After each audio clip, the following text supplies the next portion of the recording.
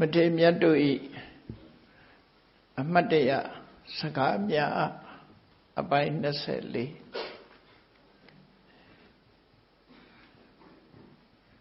ဒီကနေ့34ပါးမြောက်ပောတိယမထေရမြတ်ရဲ့အမှတ်တရစကားကိုနားထောင်အမှတ်တရစကားဆိုတာကိုယ့်ရဲ့အတွေ့အကြုံပေါ်မှာအခြေခံတာဖြစ်သည့်အတွက်ကြောင့်တချို့ကိစ္စတွေဟာတွေ့ကြုံနဲ့သက်ဆိုင်တဲ့အမှတ်တရစကားဖြစ်တယ်တချို့ကိစ္စတွေတော့အလုံးခြုံငုံပြီးတော့ပြောတဲ့စကားမျိုးတွေလည်းဖြစ်တယ်ပေါ့ပောတိယမထေရကတော့သူ့ရဲ့အတွေ့အကြုံနဲ့ပို့ပြီးတော့သက်ဆိုင်တဲ့အမှတ်တရစကားကိုဆိုတာသူပြောတဲ့စကားကတော့သူဟာလူဘဝတုန်းကဇနီးမောင်နှံဘဝနေထိုင်ခဲ့တဲ့ဒီအိမ်အောင်တဲ့ဘဝကနေပြီးသာသနာပေါင်းဝင်ပြီးတော့ယဟန်ခံသွားတာအဲ့လိုဖြစ်တော့သူ့အတွေ့အကြုံနဲ့ပတ်သက်ပြီးသူပြောတဲ့စကားကတော့အနာတနဝရာဧတာနေသမေဝဝိသနာတာကာမရိညမာဂမတတောခေဟံဥပဝိတေတတောဥထာယပက္ကမိအနာမန္တိတဝပောတိယောသူ့ဘဝတွေးကြုံတဲ့ပိုသက်ဆိုင်တယ်ကျန်တဲ့ပုဂ္ဂိုလ်တွေနဲ့သက်ဆိုင်တာမဟုတ်ဘူးသူပြောလိုက်တဲ့အမှန်တရားကတော့စဉ်းစားဉာဏ်ရှိတဲ့ပုဂ္ဂိုလ်တွေအနေနဲ့အမြဲတမ်းမိမိကျင်ရဇနီးတွေနဲ့ဇနီးနဲ့ဝေးဝေးနေတာကောင်းတယ်ဝေးဝေးနေတာကောင်းတယ်တော်တဲ့ကလာပြီးရွာပြန်လာပြီးအိမ်ထဲကိုသူဝင်ရောက်ခဲ့တယ်အဲ့ဒီအိမ်ထဲဝင်ရောက်တဲ့အခါမှာအကြောင်းကြောင့်နှုတ်မဆက်တော့ပဲနဲ့တောကိုပဲပြန်လီထွက်ခွာခဲ့တယ်ဆိုတာသူ့ရဲ့စကြောင်းနဲ့ပဲသက်ဆိုင်တယ်ဒါလေးကနော်ဒါသူ့ရဲ့အမှတ်တရစကားလေးသူ့ရဲ့အတွေ့အကြုံလေးနဲ့သူပြောတဲ့စကားဖြစ်လို့အဲ့တော့ဘာလို့သူဒီစကားပြောတာတော့ဆိုတာလေးကိုသူ့ဘဝစကြောင်းအစကနေစပြီးတော့ကြည့်အောင်တန်တရားထဲမှာလဲနေတဲ့တရားတူဘဝပဲရှေးဘုရားတွေနဲ့ကံအကျိုးပေးလို့ဆုံကောင်းဆုံနိုင်တယ်ဆုံတဲ့အချိန်မှာကုသိုလ်ကောင်းမှုတွေသူလုပ်ခဲ့တယ်ဒါကောင်းရသတိဘုံရောက်ခြင်းရဲ့အကြောင်းတစ်ခုကိုသူအထုတ်ခဲ့တယ်ပေါ့အဲ့လိုအထုတ်ခဲ့ပြီးတော့ဒီကဘာကနေပြီးတော့62ကဘာမြောက်အဲ့ဒီကိုလှမ်းပြီးတော့ကြည့်တဲ့အကြည့်မျိုးနဲ့62ကဘာမြောက်မှာတိတ်တဖျားဆိုတာပွင့်ခဲ့ဖူးတယ်ကောရမမြတ်စွာဘုရားရဲ့ဗျာဒိတ်တော်ကြားဖျား24စုဆိုတာရှိတယ်အဲဒီကဘာတွေနဲ့သေချာအတိအကျရေးထားတာပေါ့နော်ဗျာဒိတ်တော်ကြားဖျား24ကောရမဘုရားလောင်းတော့ဟာဒီပင်္ဂရာမြတ်စွာဘုရားစီကဗျာဒိတ်ရပြီးတဲ့နောက်မှာမြတ်စွာဘုရားနဲ့ဆုံတွေ့ပြီးတော့လေးသင်္ချေနဲ့ကဘာတသိမ်းမှာဘုရားပေါင်း24စုကိုဂျုံတွေ့ခဲ့ရတယ်ပေါ့အဲ့ဒီဂျုံတွေ့ခဲ့တာအဲ့ဒါဗျာဒိတ်တော်ကြားဘုရား24စုအဲ့ဒီဘုရားတွေထဲမှာအပါဝင်ဖြစ်တဲ့တိတ်တဆိုတဲ့ဘွဲတော်ရတဲ့မြတ်စွာဘုရားသခင်ကိုရမြတ်ပွင့်တဲ့အချိန်မှာသူကလူဘဝရောက်တယ်လူရောက်တဲ့အခါကျတော့လူဘဝရောက်တယ်ဆိုတာလူတွေရဲ့သဘာဝအတိုင်းပေါ့တဏ္ဍာနာနီတဏ္ဍာမိုဆိုနာနီမိုဆိုဆိုတာဘဝတစ်ခုယက်တည်ဖို့အတွက်လောက်ကင်စားတော့ကြတယ်ဒီဆက်လို့ဖြစ်လာတော့ပြောရမယ်ဆိုရင်ဘုန်းကြီးတို့ဘာလို့ဘုန်းကြီးဖြစ်လာတော့ဘုန်းကြီးနဲ့နေဆက်လို့ဖြစ်တာအမှန်နော်တကယ်ပါရမီပါလို့ဖြစ်တယ်လို့တချို့ကတော့ထင်ကောင်းထင်လိမ့်မယ်ဘုန်းကြီးကတော့အဲ့လိုမတွေးမိဘူးနေဆက်လို့ပဲဖြစ်တယ်ကိုမိသားစုတဲမှာဒီအမေဘက်ကလည်းအဖိုးဘုန်းကြီးရှိတယ် အဖေဘက်ကလည်းဘာကြီးဘုန်းကြီးရှိဟိုနေ့ရှိတယ်နော်အဲ့ဒါလို့အမေဘက်ကရောအဖေဘက်ကရောဘုန်းကြီးမျိုးတွေလို့ဖြစ်တယ်အဲ့တော့ဘုန်းကြီးနဲ့နေဆက်လို့ဘုန်းကြီးဖြစ်လာတာမဆမ်းပါဘူးဒါဆမ်းတာမဟုတ်တော့ဘုန်းကြီးဘဝကောင်းတဲ့ထင်လို့ဝတ်လာတာလည်းမဟုတ်ဘူးသို့သောငယ်ငယ်ကတော့နိဗ္ဗာန်ရဖို့ဆိုတာဒီဘေးထားကိုယ့်ကိုပြန်စဉ်းစားကြည့်တာပါဘယ်နိဗ္ဗာန်ဟုတ်တကယ်ချင်းအပေါင်းအသင်းတွေနဲ့သင်္ကန်းဝတ်ပြီးတော့အเจ้าမှနေရတာပျော်တယ်သင်္ကန်းလူဘဝတဲ့ဘုန်းကြီးဘဝပိုးပျော်တယ်အဲ့ဒါကြောင့်မလို့လေဘုန်းကြီးဖြစ်အမေဖေတွေကလည်းသင်္ကန်းဝတ်စေခြင်းနဲ့ဆိုတော့အဲ့ဒီလိုအကြောင်းအကျိုးညီညွတ်လို့ဘုန်းကြီးဖြစ်သွားအဲ့ဒီတော့ကျေးဇူးတင်တယ်လို့မဟုတ်ဘူးခုကျတော့ပြန်ပြီးတော့ကျေးဇူးတင်တာတော်သေးတယ်လို့ဒီလိုပဲစိတ်ထဲမှာထင်တယ်ပေါ့နော်အကယ်၍များဆိုတဲ့နောက်မှာဆက်ပြီးရေးမယ်ဆိုရင်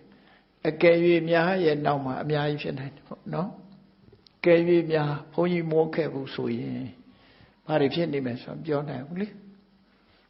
တောသားဆိုတော့တောပဲနေမှာလားသို့မဟုတ်တောသားလို့ဆိုပေမဲ့လို့အဖေလှုပ်တဲ့ပုဂ္ဂိုလ်ကမန္တလေးမြို့မြောက်ပြင်မှာနေတာသူကနှုတ်ခွာ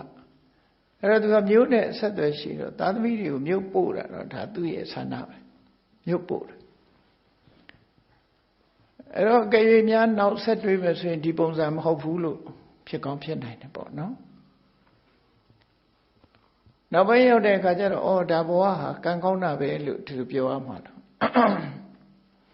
အခုဒီပောတိယဆိုတဲ့မြို့ကောင်းသားအလောင်းလျာ62ကဘာတက်တော့သူက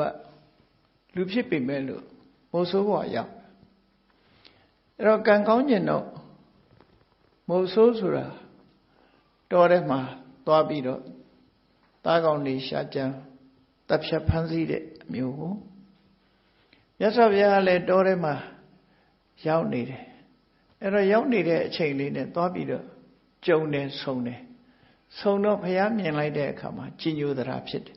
ဒါကတော့သူ့ရဲ့ထူခြားချက်ပဲနော်ကဲ၍ကြီးညိုသရာမဖြစ်ဘူးဆိုရင်သူဘုရားရှောင်ကွင်းသွားမှာပဲဒီလိုလဲကြုံနိုင်တာနော်ခူးဆိုင်မှာမဟုတ်ဘူးစိတ်ဝင်စားကြီးညိုတယ်ဆိုတော့စိတ်ဝင်စားစိတ်ထဲမှာကြီးညိုသွားအဲ့ဒါလိုမုတ်ဆိုးဘဝနဲ့မြတ်စွာဘုရားကိုတောထဲမှာတွေ့တာသူ့စိတ်ထဲမှာဒီကြီးညိုသွားတယ်အဲ့ဒါလိုကြီးညိုသရာပွားပြီးတော့မြတ်စွာဘုရားကတစ်တပင်အောင်မှာမတည့်ရက်သူကြည့်လိုက်တော့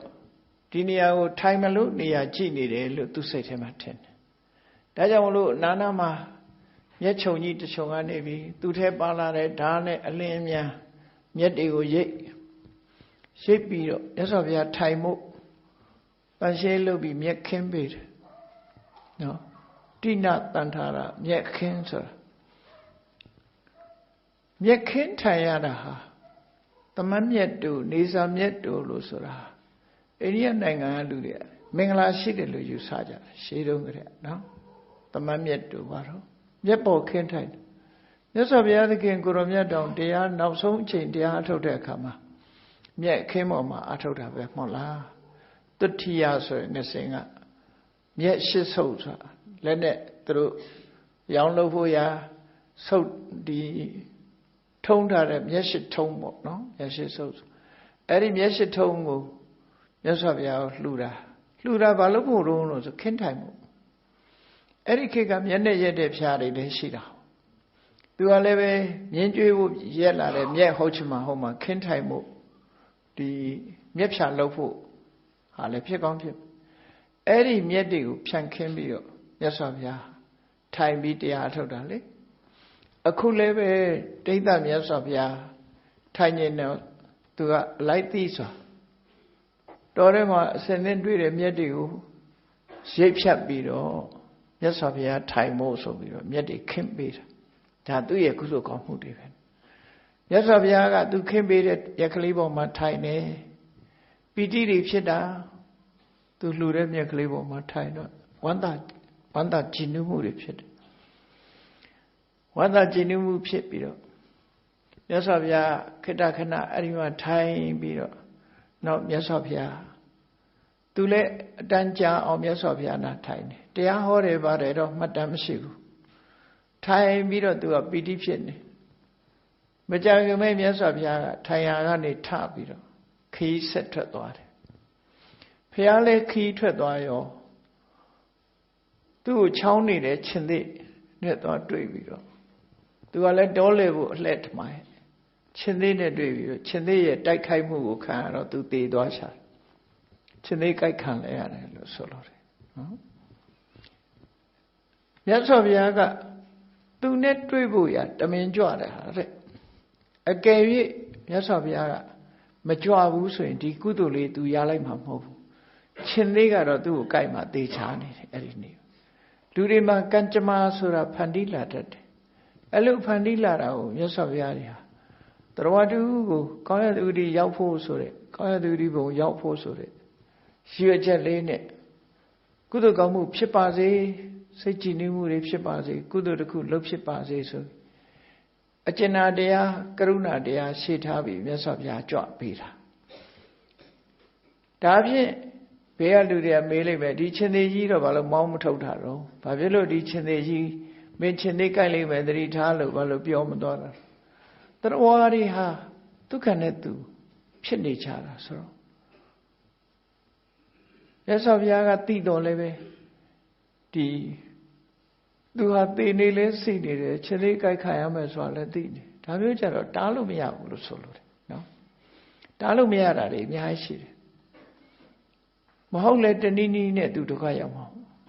မြတ်စွာဘုရားရဲ့သဘောကတော့ကုသိုလ်ရသွားစေချင်တာဒါမြတ်စွာဘုရားတာဝန်ကျေသွားပြီမသေးအောင်တော့လုပ်ပေးဖို့တာဝန်မရှိဘူးပေါ့လူတွေဆိုတာကံကြမ္မာရဲ့လွှမ်းမိုးမှုလို့ရှိကြုံတွေ့လို့ရှိရင်သိမှာပဲမသေးအောင်လုပ်ပေးနိုင်စွာမရှိဘူးအဲ့တော့မြတ်စွာဘုရားလည်းထပြန်ရှင်သေးရဲ့အကြိုက်ခံလိုက်ရတာသူဟာသေဆုံးသွားတယ်သေဆုံးသွားသည့်အတွက်ကြောင့်ကုသိုလ်ကောင်းမှုရဲ့အရှိန်အဝါနဲ့နတ်ပြည်ရောက်သွားတယ်တဲ့ဒါဘုရားကဲတင်လိုက်တယ်လို့ပြောတာကဲတင်တယ်ဆိုတာဒီပုံစံနဲ့ကဲတင်တာဒါဖြစ်နိုင်ခြေရှိတယ်ကဲတင်လောကမှာစဉ်းစားကြည့်လူတယောက်ကိုကဲတင်တယ်ဆိုပတ်စံထုတ်ပေးမလားစားတဲ့အရာတွေပေးမလားအဲ့ဒါကိုကဲတင်တယ်လို့ပြောလို့ရမလားတကယ်ပြောမယ်ဆိုလို့ရှိရင်ဒါတွေကသူ့အတွက်တခဏသာဖြစ်တယ်သူ့ဘဝကိုပြောင်းလဲနိုင်စွာမရှိဘူးအဲ့တော့မြတ်စွာဘုရားရဲ့ကဲတင်မှုကလမ်းကြောင်းဖြောင်းပေးတာအသိအရေးကြီးတဲ့ကဲတင်မှုပဲအကယ်၍သာမြတ်စွာဘုရားနဲ့မတွေ့ဘူးကုသိုလ်ကောင်းမှုမလုပ်ဘူးဆိုရင်ချင်းသေးကြိုက်လို့သိရင်သူဟာငရဲကြသွားမှသိချတယ်ပေါ့အဲ့ငရဲရောက်ဖို့ကသိချတယ်အဲ့ဒါကနေကဲတင်လိုက်တာမြတ်စွာဘုရားမြတ်စွာဘုရားဟာအမြဲတမ်းရွေးစရာတစ်ခုရှိလို့ရှိရင်တန်တရားနဲ့ကြည့်ပြီးတော့ပဲရွေးလေးရှိတယ်ပစ္စုပန်ကိုသိမကြည့်ဘူးပစ္စုပန်နဲ့ကြည့်ရွေးတာမဟုတ်ဆိုလိုတာကအရှိကြည့်တယ်အတူမကြည့်ဘူးတခဏကလေးဘယ်တော့မှမကြည့်ဘူးမြတ်စွာဘုရားရှည်လျားတဲ့အကျိုးဖြစ်ထွန်းမှုကိုပဲကြည့်တယ်ဒါကြောင့်မို့သူ့အတွက်တန်တရားမှာအကျိုးဖြစ်မဲ့ဟာအရေးကြီးဆုံးပဲမသေးအောင်လုပ်ပေးဖို့ရအရေးမကြီးဘူးမသေးရင်ဒီကောင်ထပ်ပြီးအာဟုသူတွေဖြစ်နေအောင်မှာပဲလေသူကမုတ်ဆိုးပဲဟုတ်တယ်ဒီကောင်အသက်ရှင်နေသမျှဒုက္ခရောက်မဲ့ခေါင်းပဲအဲ့တော့မသေးအောင်ကာကွယ်ပေးတာတဲ့ကုသိုလ်ရအောင်ဖန်တီးပေးတာပို့တန်မိုးရှိတယ်လို့ပြောဒီအဓိပ္ပာယ်မျိုးရောက်အဲ့တော့သူကအခုလို့အန္တရာယ်ကြုံကနေမှမြတ်စွာဘုရားကိုဖူးတွေးလိုက်ရတော့သူကကုသိုလ်ကောင်းမှုတွေလောက်ခွင့်ရလိုက်တာသေတော်တော့နတ်ပြည်ရောက်အဲ့ဒီကနေပြီးတန်တရားထဲမှာကားလျော်ဆိုတာကျင်လီပြီးတော့ဒီကုသိုလ်အရှိန်လေးက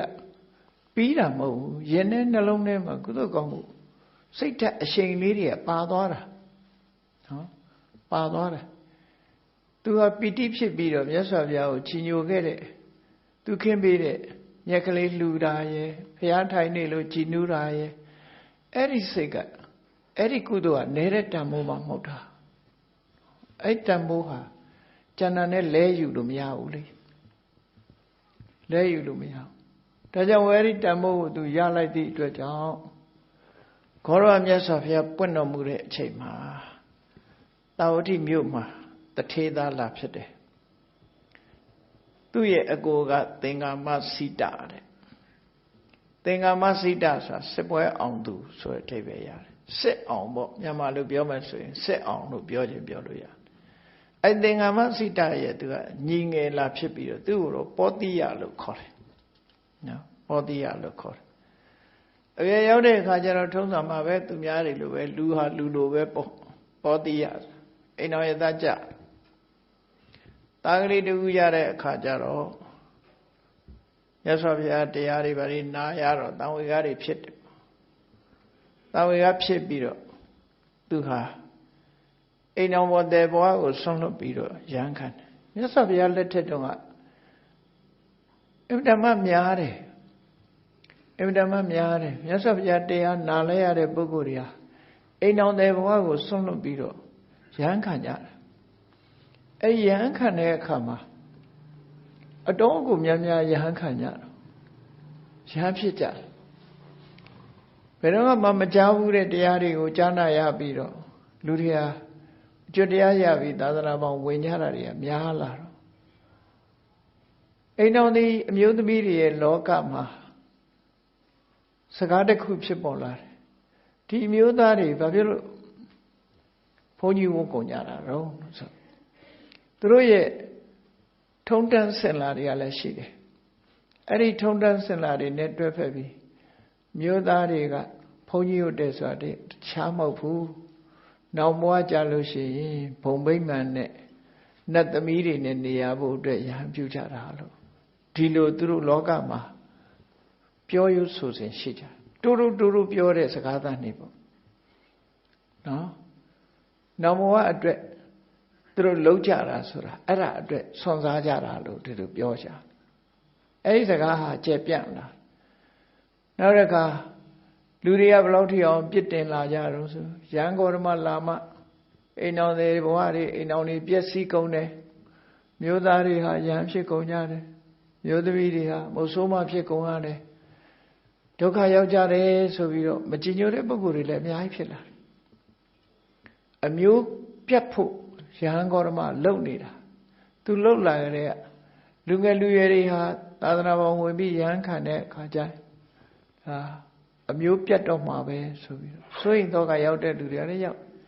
တချို့မိသားစုမှာသားလေးတယောက်ထွန်းကားတာကိုအများကြီးမှမဟုတ်တယ်အဲဒီသားလေးကသင်္ကန်းဝတ်သွားဆိုရင်အမျိုးပြတ်ပြီလေဆွေမျိုးမဆက်တော့သူတို့စီမှာအမျိုးဆက်ဖို့ရတိတ်အရေးကြီးတယ်မိသားစုမျိုးနွယ်ဆက်ဆိုတာတန်ဖိုးထားကြတာဆိုတော့ဒါမို့သားယောက်ျားကိုသူတို့မျှော်လင့်တာဆိုတာအိန္ဒိယထုံးစံပဲအဲ့ဒါမှရှိတဲ့မိဘရဲ့မျိုးရိုးဂုဏ်သိက္ခာကိုဆက်လက်ထိမ့်သိမ့်မယ်ဆိုတဲ့ရွယ်ချက်ဒါလူတွေရဲ့အစဉ်လာအတွေးခေါ်တရားနဲ့လည်းမဆိုင်ဘူးသူတို့ရဲ့ tradition ပဲအဲ့ဒါလို့တွေးခေါ်မျှော်မြင်ခဲ့တာဓာတွေကအများကြီးဖြစ်ခဲ့တယ်သူကလည်းဘုရားတရားတော်ကိုနာလိုက်တဲ့အခါသူလိုပဲအိမ်တော်ကိုစွန့်ပြီးတော့သင်္ကန်းဝတ်သွားကြတာတွေကအများကြီးဆိုတော့တချို့မျိုးသမီးတွေကြတော့အေးဆေးဆေးနေကြတယ်တချို့မျိုးသမီးတွေကြတော့မကျေနပ်ဘူးမကျေနပ်လို့အိမ်ပြန်ခေါ်ဖို့ကြိုးစားကြတာလည်းအများကြီးရှိတယ်နော်အိမ်ပြန်ခေါ်ကြတယ်အိမ်ပြန်ခေါ်လို့ပါသွားတာမရှိဘူးလားဆိုရှိတယ်နော်ရဟန္တာမဖြစ်သေးတဲ့တချို့ပုဂ္ဂိုလ်တွေပြန်ပါသွားတာတွေရှိတယ်တချို့ကြတော့တရားဥတရားမြတ်ရရင်ပြန်မပါတော့တာတွေလည်းရှိတယ်အခုဒီပောတိယဆိုတာလေပောတိယမထေရလည်းပဲသာသနာပေါင်းဝင်ပြီးရဟန်းခံလိုက်တယ်သူ့လည်းဒီတိုင်းပဲလာပြီးတော့သူဇနီးကပြန်ခေါ်တာသူပါမသွားဘူးနော်ဒါမို့သူတော့ထွက်ပြေးသွားတယ်ဆိုအဲ့ဒါပြောပြန်မသွားပြန်ပါမသွားဘူးအဲ့တော့သူဟာယဟန်ခံပြီးတရားဓမ္မချွတ်ကြံကြိုးကိုအားထုတ်လိုက်တာယဟနာဖြစ်သွားယဟနာဖြစ်သွားတော့ကြမ်းခိုင်သွားပြီသူစိတ်ဓာတ်ဟာခိုင်မာသွားပြီဟိုအပြောင်းလဲမလုပ်တော့အ ਨੇ ဆုံးသောတပန်ဖြစ်ရင်တောင်အပြောင်းလဲမလုပ်တော့တရားအမြင်ကသောတပန်လောက်ဖြစ်ရင်ကိုပဲဆိုလိုတာဘုန်းကြီးဟာသောတပန်ဖြစ်ရင်လူမထွက်တော့ဘူးပေါ့ဒီလိုဆိုလိုတယ်ပေါ့နော်အဲ့တော့သူကယဟနာဖြစ်သွားပြီဆိုတော့အပြောင်းလဲလုံးဝမရှိတော့ဘူးသူကတည်ငြိမ်သွားပြီသို့တော်လည်းပဲသူမိသားစုဆွေတွေမျိုးတွေကုသိုလ်ရဖို့ဆိုရရည်ရွယ်ချက်နဲ့ အိမ်ကိုတော့ကြွတတ်တယ်ပေါ့ကြွလာတယ်ပေါ့တော်ရကနေပြီးတော့အိမ်ကိုကြွလာတယ်ကုသိုလ်ကောင်းမှုတွေဖြစ်ဖို့အဲ့လိုကြွလာတဲ့အချိန်မှာဒီအိမ်ရောက်တော့ဘုန်းကြီးတစ်ပါးအနေနဲ့ဒီမိသားစုကဆွမ်းကပ်ပါညာပေါ့ကုသိုလ်ကောင်းမှုလုပ်ပေးမယ်တော့သူ့ရဲ့လူဘဝတုန်းကကျင့်ဘက်ဇနီးကတော့အဲ့လိုမဟုတ်ဘူးသားတစ်ယောက်နဲ့သူရုန်းကန်နေရတယ်ပေါ့တော်တော်လေးရုန်းကန်ရတယ်ဆိုတော့သူတို့တထေးဆိုတော့သားလေးကိုမိပြုပြီးတော့အသက်မွေးလို့တော့ရသူ့ကိုပြန်လာဖို့အတွက်ကြိုးပမ်းတာအိမ်ရောက်လာပြီးတော့ကျောင်းပြန်သွားတဲ့အချိန်မှာသူကကျောင်းလိုက်လာခဲ့တယ်နော်ကျောင်းလိုက်လာပြီးတော့ဒီအိမ်ပြန်မှုပြောမှာပေါ့အဲ့ဒီမှာသူဟာနှုတ်ဆက်ဖက်နဲ့ရုတ်တရက်တော်ရဲပြန်ထွက်သွားခဲ့တယ်ဒီဟာကိုသူ့ရဲ့အမှတ်တရစကားအနေနဲ့ပြောတာနှုတ်တော့မဆက်တော့ဘူးချက်ချင်းထပြီးတော့တော်ရဲကိုပြန်သွားတယ်အဲ့ဒီမှာသူကပြောလိုက်တာအနာတနဝရဣတာနေသမေဝဝိသနာတာစဉ်းစားတတ်တဲ့ပုဂ္ဂိုလ်တယောက်အနေနဲ့တော့ဝေးဝေးနေမှကောင်းမယ်နော်အမြဲတမ်းဝေးဝေးနေနီးရင်ပြဿနာဖြစ်လာလိမ့်မယ်မနီးနဲ့ဝေးဝေးနေရမယ်သူဟာတောကနေရွာထဲရောက်လာလို့အိမ်ထဲမှာဆုံးဝင်ဖုံးပေးပြီးအိမ်ရောက်လာတဲ့အခါမှာသူ့ရဲ့ဒီလူဘဝကဇနီးတဲ့ရဲ့အမှုရာကိုသူမကြိုက်လို့ထပြီးတော့သူ့ကိုနှုတ်မဆက်ဖက်နဲ့တော်ရဲပြန်ဝင်ခဲ့တယ်ဆိုတော့ဒါသူ့အမှတ်တရစကားပဲနော်အဲ့ဒါဟာသူဟာကြီးမားတဲ့အောင်ပွဲကြီးတစ်ခုရတယ်ဘာလို့လဲဆိုရင်လောကမှာဒီလူရဲ့စိတ်ဓာတ်ကြံ့ခိုင်မှုဟာအလွန်ကြီးမားတဲ့ဒီခုခေတ်လိုပြောရင်စိန်ခေါ်မှုကြီးပေါ့နော်ကြီးမားတဲ့စိန်ခေါ်မှုကြီးကိုသူဟာကြော်ဖြတ်နိုင်ခဲ့တယ်ပေါ့ဒါလည်းယန္တာဖြစ်လို့ကြော်ဖြတ်နိုင်တယ်အနုဆိုရင်သူကယုံကန်လို့ရမှာမဟုတ်ဘူးဘာလို့လဲဆိုရင်လက်နဲ့တည်းကအမျိုးစုံလေသားလေးလည်းရှိတယ်တာယောဇဉ်ဖြစ်เสียတွေကရှိတယ်လေစီမံခန့်ခွဲမဲ့လူမရှိဘူးအဲတော့သူတာဝန်တွေကအများကြီးဆိုပြန်ပါသွားနိုင်တယ်သို့တော့သူဟာကြီးမားတဲ့တိုက်ပွဲကြီးတစ်ခုကိုအနိုင်ရလိုက်တယ်လို့ပဲနိုင်သွားတယ်တစ်ဖက်ကကြည့်မယ်ဆိုရင်တော့ကိုလိုယုံသွားတယ်လို့ပဲပြောကြမှာပေါ့သို့တော့ဓမ္မအမြင်နဲ့ကြည့်မယ်ဆိုရင်ကိလေသာတော်လှန်ရေးမှာသူအနိုင်ရသွားတယ်လို့ပဲပြောအောင်လူကိုတော်လှန်တာမဟုတ်ဘူးနော်ကိုယ်စိတ်ကိုနိုင်လိုက်တာလားဖြစ်တယ်ဇနီးတဲ့ကိုအနိုင်ယူတာမဟုတ်ဘူးသူ့စိတ်ကိုသူအနိုင်ယူတာလောကလူတွေကဒီလူကိုလို့ပြောနေကြတာတင်စားပြီးတော့ပြောတာနော်တင်စားပြီးတော့ပြောတာဟိုဓမ္မဂတိကဥလသိန်းကြီးဟောတဲ့တရားတစ်ခါကြားဘူးတယ်နော်ကြားဘူးတဲ့လူလည်းပါကောင်းပါလေသူကဘုန်းကြီးဘွားတော်လည်းဓမ္မဂတိကပဲတရားဟောနေမုံရဘက်ကထမအဲ့ဆရာအဲ့တော့တရားဟောတာစစ်ဖြစ်တဲ့အချိန်တော့ဒုတိယကမ္ဘာစစ်တုန်းကစစ်ပြေးဒုက္ခတွေအများကြီးပဲဘုန်းကြီးကျောင်းတွေမှာသွားပြီးတော့ခိုအောင်နေကြအခုခေတ်လည်းအတူတူပဲဒုက္ခရောက်ပြီဆိုရင်ဘုန်းကြီးကျောင်းတွေမှာသွားခိုကြရတာလေအဲ့တော့သွားခိုအောင်ပြီးတော့နေတဲ့အချိန်မှာစစ်ပြေးဒုက္ခတွေပါတဲ့အမျိုးသမီးငယ်တယောက်နဲ့သူကလူထွက်သွားတာပေါ့နော်အဲ့ဒီမှာသူအသက်ကြီးတော့တရားဟောတော့ဘာပြောတော့ဆိုရင်အေးပြတဲ့မြက်ကကြောင်းအောင်လာပေါက်တာစိမ့်စိမ့်ဆိုတော့တယ်ဒီကနွားကြီးကစားကျင်တာပေါ့တယ်မြက်ကတော့သူစိမ့်တာပဲအဲ့တော့မျက်စိမ့်စိမ့်ကိုမစားဘဲမနေနိုင်တဲ့နွားကြီးကစားမိသွားတယ်ပေါ့သူကအဲ့လိုပြောတယ်သူဟောတဲ့တရားထဲမှာစိမ့်တာသူစိမ့်တာလေလူကိုအပြစ်မတင်ပါဘူးသူကသူပြစ်တင်ပြီးပြောတဲ့စကားပေါ့အခုလည်းပဲတူတူပဲပောတိယမထေဟာဒီသူဟာသူ့စိတ်ကိုသူနိုင်လိုက်သည့်အတွက်ကြောင့်သူဟာ အောင်ပွဲရသွားတာအနှုတ်မဆိုသူရှုံးမှာပဲလေဒီပွဲမှာသူအရှုံးပေးရမှာပဲသို့တော့သူစိတ်ကိုသူနိုင်လိုက်တာပတ်ဝန်းကျင်အကြည့်မယ်ဆိုရင်တော့ရက်စစ်တယ်လို့ပြောခြင်းပြောမှာမဟုတ်ဘူးသူ့ရဲ့စိတ်ဓာတ်ကိုသူအနိုင်ယူလိုက်တာပဲဖြစ်တယ်သူ့ရဲ့မျိုးသမီးကိုသူမုန်းတာမဟုတ်ဘူးမုန်းတဲ့စိတ်မဟုတ်ဘူးနော်ဒီကိလေသာကိုတော်လှန်တဲ့နေရာမှာသူအနိုင်ရလိုက်တယ်လို့ဒီအဓိပ္ပာယ်ကိုဆိုလိုတယ်လို့မှတ်ယူရမှာဖြစ်တယ်ပေါ့အဲ့တော့ကိလေသာတိုက်ပွဲမှာအမျိုးသားရဲ့အမျိုးသမီးရဲ့မဟုတ်ပါဘူးမျိုးသားတွေကလည်းကိလေသာတိုက်ပွဲမှာရှုံးသွားတဲ့လူတွေရှိတယ်အမျိုးသမီးတွေကနိုင်သွားတာလည်းရှိတယ်မျိုးသားမျိုးသမီးတွေဆိုတာဒီလိုပဲရှိတယ်ဥပ္ပလဝဏတို့ကြတော့သူကအမျိုးသားတွေကိုနိုင်ယူလိုက်နိုင်တဲ့ကိလေသာတိုက်ပွဲမှာသူကယုံထွက်နိုင်ခဲ့တယ်ဒီလိုလည်းရှိတာပေါ့နော်ဒါကပောတိယမထေမြတ်ရဲ့ဒီအမှတ်တရစကားတဲ့နော်အမှတ်တရစကား35ပါးမြောက်သာမညကာနိဆိုတဲ့နာမည်ခတ်ဆန်းဆန်းသာမညကာနိဆိုတဲ့မထေမြတ်ရဲ့အမှတ်တရစကားလေးကိုနားထောင်ကြည့်အောင်သူကပြောလဲဒုက္ခံဒုက္ခထောလပတိဒရာစာရကိတ္တိသပ္ပပောတိယတတဝဋ္ဌတိယောရိယမထင်ကိကတမင်းစတံဥစုံမထင်ကိကမင်းစတံဥစုံဘာဝေတိမက္ခံအမတတပတ္တိယ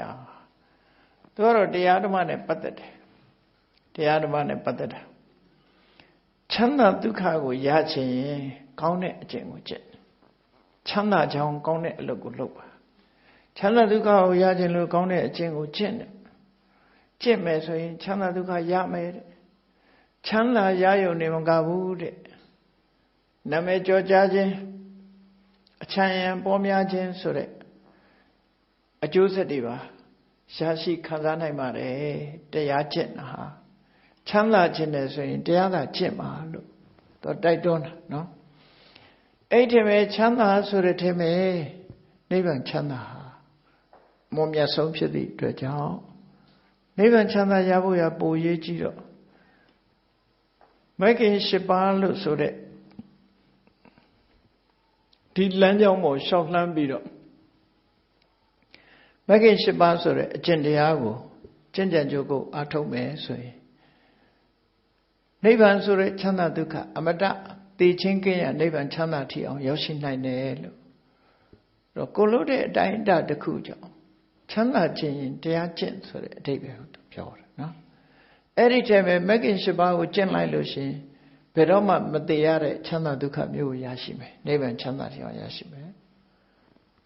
အဲ့တော့ဒီမတ္တရာစကားကိုသူဘာကြောင့်ပြောတာတော့ဘု து ကိုပြောတာလဲဆိုတာသူဇလံလေးကိုရှာကြည့်မယ်သူဟာလည်းပဲဘဝမှာလူသားတယောက်အနေနဲ့ပဲကုသိုလ်ကောင်းမှုလုပ်ပြီးတော့ကာယတုဂတိဘုံရောက်လာတယ်60ကဘာမြောက်မှာပွင့်တော်မူတဲ့ဝိပဿနာမြတ်စွာဘုရားအဲ့ဒီဝိပဿနာမြတ်စွာဘုရားပွင့်တော်မူတာနဲ့သူကလူဘဝရောက်တာနဲ့ဆုံစည်းတယ်ဘုရားနဲ့လည်းဆုံရတယ်ဆုံတဲ့အခါမှာသူကုသိုလ်ကောင်းမှုဘာလုပ်တုံးဆိုရင်ဘုရားသရင်သုံးမှုလဲလျောင်းမှုဆိုပြီးတော့ညောင်ဆောင်တစ်ခုလှူခဲ့တယ်ညောင်ဆောင်ဆိုတာအိတ်စင်ပေါ့နော်အိတ်စရာကလေးအဲ့ဒါကိုဝိပဿနာမြတ်စွာဘုရားကိုသူလှူခဲ့တယ်တဲ့ဒါသူ့ရဲ့ကုသိုလ်ကောင်းမှုပဲနောက်တန်တရားထဲမှာကျင်လီပြီးတော့ဂေါရမဗုဒ္ဓပွင့်တော်မူတဲ့လက်ထက်ကြတော့သူကတာမန်လူအကြောင်းဘဝတဲ့ရောက်တာမဟုတ်ပဲနဲ့ပရပိုက်ဆိုတဲ့ယဟန်မျိုးတွေပရပိုက်တွေကလည်းအိမ်အောင်ပြုပုံရတယ်နော်အဲ့ဒီပရပိုက်ထဲမှာပရပိုက်မျိုးတွေထဲမှာရောက်ပြီးတော့ပရပိုက်ရဲ့သားသွားဖြစ်တယ်သူပရပိုက်တွေကအိမ်အောင်ပြုတာရှိတယ်ပြိဘာဇကဆိုတာအယူဝါဒတွေသင်ကြားပြီးလှိလိပြီးတော့အငင်းခုံနဲ့အငင်းပွားတယ်ရှင်သာရိပုတ္တရာတို့အလောင်းတွေကပထမဆုံးအသက်ပရပိုက်တွေပဲလေပရပိုက်တွေကအလွန်များတဲ့အိန္ဒိယမှာလှည့်လည်သွားလာပြီးတော့ခိုင်းတစ်ခိုင်းပေါ့အဲ့ဒီအငင်းခုံညညခုံညဆိုတဲ့စကားလေး အငြင်းခုံအယူဝါဒတွေသစ္စကတို့လိုဟာမျိုးတွေပေါ့နော်အဲ့ဒါလို့မျိုးဒီပြပိုက်ထဲမှာသွားပြီးတော့ပြပိုက်ရဲ့သားသွားဖြစ်တယ်သူကိုသာမညကာနိလို့နာမည်ပေးထားတယ်အဲ့ဒီနာမည်နဲ့သူကပြပိုက်တွေရဲ့ဘဝမှာရောက်အဲ့ဒါလို့ပြပိုက်တွေဆိုတာတချို့ကလည်းပြပိုက်တွေအကြောင်းကိုပြပိုက်တွေနဲ့ပတ်သက်တဲ့သုတ်တန်တွေကတော်တော်များများရှိတယ်ပိဋကစာပေမှာကြည့်လိုက်သင်္စရပြပိုက်ဆိုတာပြပိုက်တွေထဲမှာထင်ရှားတဲ့ခေါင်းဆောင်ကြီးတူဦးပဲရှင်သာရိပုတ္တရာရှမောက္ကလံအလောင်းဥပတိတ်ကောလိတတို့ဟာအဲ့ဒီသင်္စရရဲ့တပည့်အဖြစ်ခံယူလာကြတာသူတို့ကဂိုင်းလည်းများတယ်တူဦးကြီးလည်းများပုံရတယ်ပြပိုက်တချို့ပြပိုက်တွေကပြပိုက်ဘဝနဲ့ပဲဘုရားဘာသာအခံယူထားကြတာတွေလည်းရှိတယ်မြတ်စွာဘုရားကြီးညိုတဲ့ပြပိုက်တွေရှိတယ်ဆန့်ကျင်တဲ့ပြပိုက်တွေလည်းရှိတယ်အဲ့တော့ပြပိုက်တွေဟာအမျိုးစုံတူဦးနဲ့တူဦးလည်းသူတို့ငြင်းကြတယ်ခုံကြတယ်တဲ့ချင်မှလည်းတဲ့တယ်သူ့အစုနဲ့သူနေကြတာပြပိုက်ပြိဘာဇကပရိသမန္တာတော်ဝဇန္တိတိပြိဘာဇကလို့ဆိုတယ်နယ်လှဲ့ပြီးတော့အငြင်းခုံလောက်ကြတာသူတို့အယူဝါဒနဲ့ပတ်သက်ပြီးတော့လှဲ့ပြောကြပြီးအငြင်းပွားတတ်တယ်အဲ့ဒါလို့ဘာသာတရားကိုလှဲ့ပြီးတော့ဟောကြားသူတို့အယူဆတွေနဲ့အငြင်းပွားတူနဲ့တူလဲဝါဒချင်းမတူကြအောင်အဲ့ဒီပြပိုက်လောကထဲမှာသူရောက်သွားတယ်နော်ပြပိုက်လောကထဲရောက်သွားတယ်တချို့ကမြတ်စွာဘုရားကိုခါခါတီးတီးမုန်းတယ်တချို့ကမြတ်စွာဘုရားကိုကြီးညိုတယ်အဲ့တော့ပြပိုက်တရားတူနဲ့တူမတူကြအောင်အဲ့ဒါလို့ပြပိုက်ထဲမှာသူဝင်ရောက်ပြီးတော့ပြပိုက်မျိုးနဲ့ဖြစ်တယ်မြတ်စွာဘုရားလည်းယမယံခါပြပိုက်တည်နေတဲ့အကြောင်းကိုကြွတယ်သူတို့ကလည်းမြတ်စွာဘုရားစီလာကြတယ်တချို့မြတ်စွာဘုရားကိုကြည့်မရတဲ့ပြပိုက်တွေရှိသလိုကြီးညိုတဲ့ပြပိုက်တွေလည်းရှိတယ်အဲ့ဒီမှာမြတ်စွာဘုရားကသာဝတိမြို့မှာ9ဝါမြောက်ဘာသာကြားတွေအားလုံးစုဝေးရောက်ရှိတဲ့အချိန်မှာရေမီးအစုံတကိုးပြာရိယာကိုပြတော်မူခဲ့တယ်အဲ့ဒီတကိုးပြာရိယာပြတဲ့ပွဲကိုသူကိုယ်တိုင်ကိုတွေ့မြင်လိုက်ရတဲ့တာမညကာနိဆိုတဲ့ဒီပြပိုက်ဟာဖះပေါ်မှာသူကချီညိုသွားတယ်ဒါချီညိုသွားတယ်အစွမ်းတတ္တိတွေပြနိုင်တယ်ဟောသိသွားအဲ့တော့ချီညိုတာနဲ့ပြပိုက်ဘဝကိုဆွန့်လွတ်ပြီးတော့မြတ်စွာဘုရားရဲ့သာသနာမှာဝင်ရောက်ပြီးယဟန်ပြုခဲ့တယ်ပေါ့နော်အဲ့ဒါလို့ယဟန်ပြုပြီးတော့ကမ္မထန်တရားကြိုးစားအားထုတ်တာကြိုးစားအားထုတ်လိုက်တဲ့အခါကျတော့ဇံရတယ်တမထကျင့်စဉ်တစ်ခုအောင်မြင်လို့ဇံတရားတွေရသွားတယ်နောက်ဇံကိုအခြေခံပြီးတော့ဝိပဿနာရှုလိုက်တဲ့အခါမှာသူဟာယဟနာဖြစ်သွားတယ်ယဟနာဖြစ်သွားတယ်လူဘဝတုန်းကသူလိုပဲပြပိုက်ရဲ့သားဖြစ်တဲ့တန်ငယ်ချင်းတဦးရှိတယ်အဲ့ဒီတန်ငယ်ချင်းတဦးရဲ့နာမည်ကကာတိယာနာလို့ခေါ်တယ်ကာတိယာနာနဲ့ကိစ္ဆာနာနဲ့အတူတယ်ပေါ့နည်းနည်းကာတိယာနာတော့အိန္ဒိယနိုင်ငံမှာမှတ်နေကြရတယ်ပေါ့ကိစ္ဆာနာတို့ကာတိယာနာတို့အဲ့ဒီကာတိယာနာဆိုတဲ့ပြပိုက်ကသူနဲ့တန်ငယ်ချင်းသူနဲ့တန်ငယ်ချင်းဖြစ်တော့မြတ်စွာဘုရားပွင့်လာပြီးတဲ့နောက်ပိုင်းမှာပြပိုက်တွေဟာအခြေအနေသိကောင်းမလားဘူးမြတ်စွာဘုရားကိုကြည်ညိုတဲ့လူတွေကများလာတယ်လက်တွေ့အားဖြင့်လည်းကြည်ညိုစရာကောင်းတယ်တရားဓမ္မအားဖြင့်လည်းမကန်ပြပိုက်တွေဆိုတာငြင်းကြတယ်ခုံကြတယ်တဦးနဲ့တဦးလည်းပဲမတည့်တာတွေလည်းရှိတယ်အယူဝါဒချင်းကလည်းမတူကြဘူးအဲ့ဒီလိုအငြင်းခုံပြုတ်ပြီးတော့သွားကြလာကြနေကြထိုင်ကြတဲ့ပြပိုက်တွေကိုလူတွေကကြည်ညိုမှုနည်းလာမြတ်စွာဘုရားပွင့်လာပြီးတဲ့နောက်မှာဘာနဲ့တူးလာတော့လို့ဆိုမြတ်စွာဘုရားနေမင်းကြီးပေါ်ထွန်းလာတာနဲ့တူတယ်မြတ်စွာဘုရားပွင့်လာတော့လူတွေကလင်းသွားတော့နေထွက်လာတဲ့အခါမှာပုစုံညူတွေရဲ့အယံတွေမှောင်သွားတယ်လို့ပဲ မှိန်သွားသလိုပဲပရပိုက်တွေတို့တခြားယူဝါဒရှိတဲ့ပုဂ္ဂိုလ်တွေဟာမှိန်သေးသိမ်ကြသွားတယ်မြတ်စွာဘုရားကိုပဲအာယုံစိုက်ပြီးတော့မြတ်စွာဘုရားနဲ့တပည့်တန်ဃာတွေကိုပဲလူတွေကကြီးညိုလို့ပိဋကတ်တွေကလည်းသွားကြလာကြလှူကြတန်းကြသူတို့ကိုလှဲ့တောင်မကြည့်ကြတော့တဲ့အနေအထားမျိုးဖြစ်သွားဒါလည်းဖြစ်တတ်တဲ့ဟာပဲလောကမှာနော်ရည်ချင်းရှိတာမရှိတာနဲ့ကြွားချမ်းလာတဲ့အခါမှာအဲ့ဒါလူတွေကသူတို့ကိုလှဲ့ကြည့်ဖို့တောင်မရတဲ့အခါကျသူ့တငယ်ချင်းကပြပိုက်အဲ့တော့ကာတိယနာဆိုတဲ့ပြပိုက်ကတာမညကနိဆိုတဲ့ဘုရားဘာသာယဟန်ဖြစ်ကူးပြောင်းသွားတဲ့တငယ်ချင်းနဲ့သွားတွေ့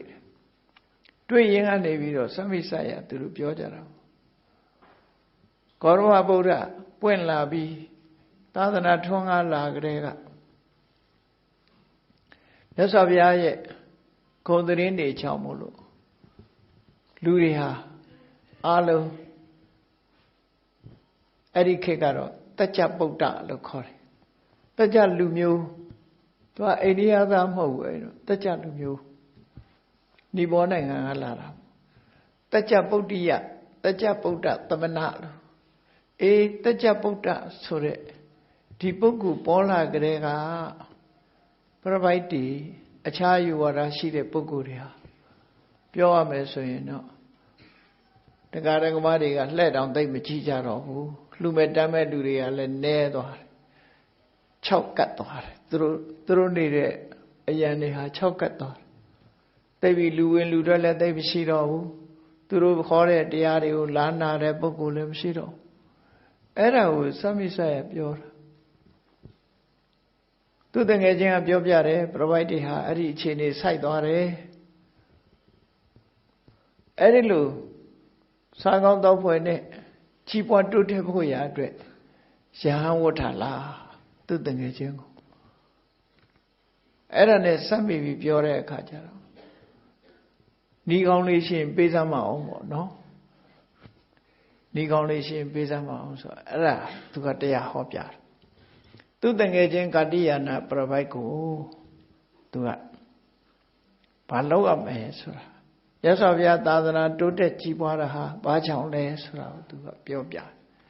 အဲ့ဒီမှာသူအမတ်တရားစကားသူပြောဖို့ဟာဒုက္ခံဒုက္ခထောဒုက္ခထဆိုတာချမ်းသာကိုလိုချင်တဲ့ပုဂ္ဂိုလ်ဟာချမ်းသာကိုလိုချင်တဲ့ပုဂ္ဂိုလ်တယောက်အနေနဲ့ဒုက္ခံချမ်းသာကိုလက်ပတိရနိုင်ပါတယ်တဲ့ချမ်းသာခြင်းနဲ့ဆိုရင်ချမ်းသာတဲ့နည်းရှိပါတယ်တဲ့ဘာလို့ရမှာလဲတရားစရံအလုံးမမြတ်တဲ့မြတ်သောအကျင့်ကိုကျင့်ဖို့လိုတယ်အဲ့ဒီလိုမဟုတ်ဘဲနဲ့ဟိုလေဒီလေလျှောက်သွားအိဆာဆိုရင်ကတော့ဘယ်သူမှကြည်ညိုမှာမဟုတ်ဘူးတဲ့ဒါကြောင့်မလို့